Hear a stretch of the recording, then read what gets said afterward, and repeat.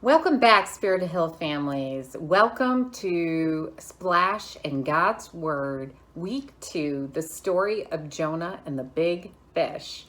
And happy Sunday. I hope that you will be able to join us in our live worship Sunday morning at 9:30. Now, today we are going to play a game while we learn more about Jonah and the big fish. In this story, God asked Jonah to tell some people, remember the Ninevites, about how great God is.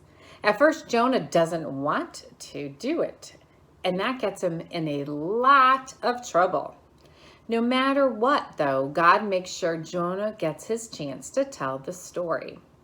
Who here has ever caught a fish? Does anyone have a fish story to tell?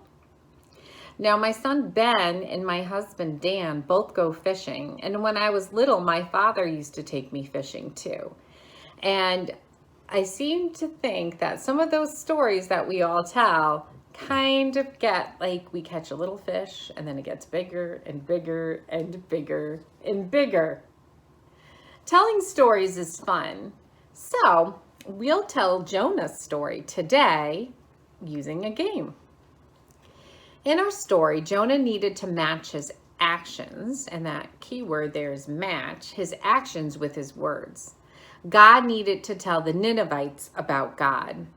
Jonah told God he would do what God asked, but then he didn't do it, right? He was supposed to get on that ship, sail to Nineveh, preach to the Ninevites. He was supposed to go to Nineveh to preach to the Ninevites. Let me get that correct. And he didn't. He got on another ship going in the opposite direction. When you have said you would do something you were supposed to do, but then you didn't do it, what made you finally change your mind and finally do it? In today's game, each of us will have the chance to tell something about God. If you could tell someone one thing about knowing God, what would you say? Now, since I know we're online and you can't tell me and I can't hear you, I would love it if you and your grown-up either sent me an email telling me if you could tell someone one thing about God, what it would be. You could write it, take a picture of it, and text it or email it to me. Or you can go to our Facebook page and post it there. The game I'm going to talk about today is called mouth matching. And I said that word would come back. Jonah needs to match his words and his actions. It will help us to know how to tell the story of Jonah to someone else. Now, here's how the game. You will need a partner or a helper to play this game. And today I don't have one, so I'm only going to explain how to play the game so you can do it at home.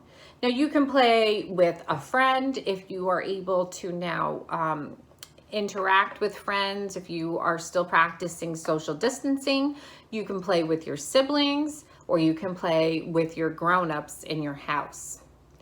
Most of you probably know how to play the game memory, and I hope you remember how to play memory. This game is a lot like that.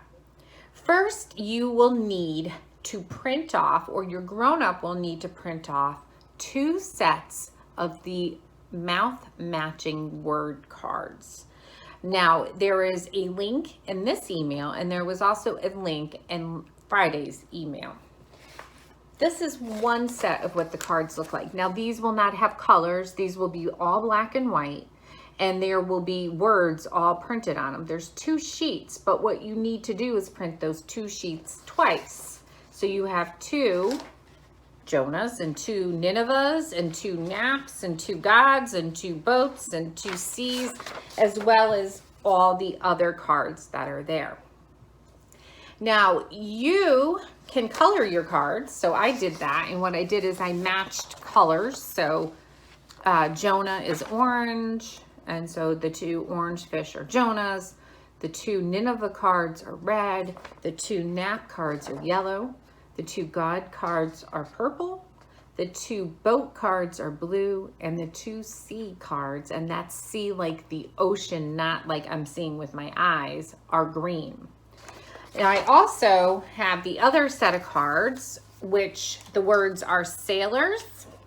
Oops, they're kind of stuck together. Sailors, smelly fish, beach, overboard, change their ways, and whoosh. I chose not to color the other set of cards.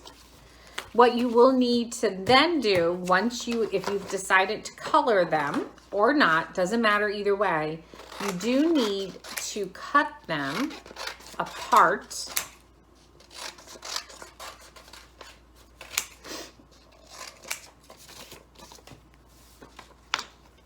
or your grown-up will need to cut them apart. Whatever's easier for you, and stack them up.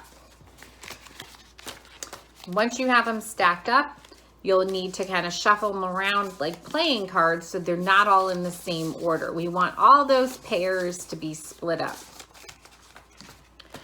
Now, once you have all that done, you will need to lay the cards out face down so you can't see the fish or the word.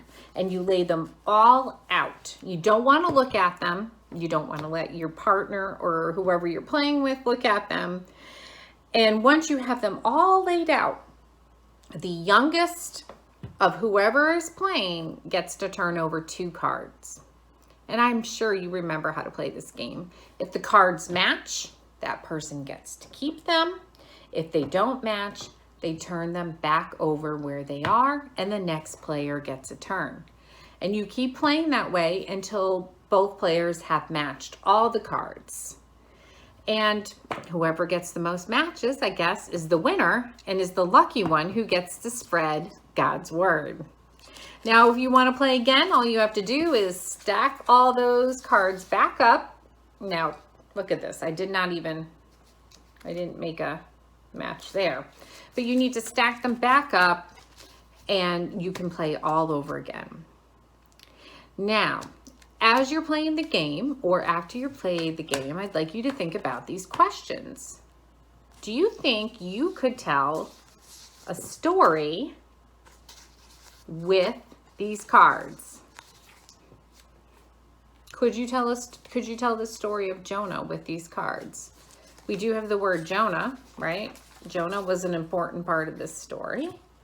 We have the word sailors. The sailors were on the boat. And God, right, here's my God card, told Jonah that he had to go talk to not a smelly fish, but he had to go to Nineveh. So God told Jonah he had to go to Nineveh.